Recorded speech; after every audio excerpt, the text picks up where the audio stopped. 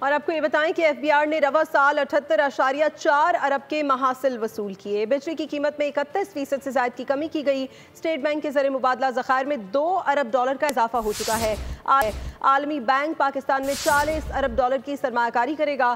عالمی معاشی ادارے ہماری اقتصادی بہتری کا اعتراف کر رہے ہیں۔ وزیر خزانہ محمد اورنگزیب کہتے ہیں کہ رواں سال کرنٹ اکاؤنٹ خسارے نے $1.5 ارب سرپلس حاصل کیا۔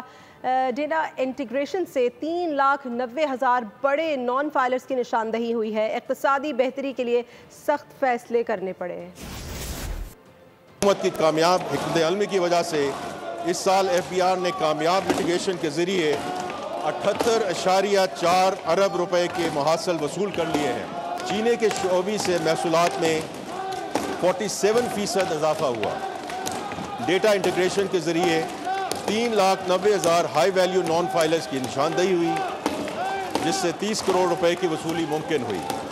فائلنگ اور ٹیکس ادا کرنے والوں کی تعداد میں 100% اضافہ ہوا اور محاصل 45 ارب سے بڑھ کر 105 ارب تک پہنچ گئے کہ تاریخ میں پہلی بار آئی ایم ایف نے قوانین کی انفورسمنٹ کے ذریعے 389 ارب روپے کے محصولات کو باضابطہ تسلیم کیا ہے۔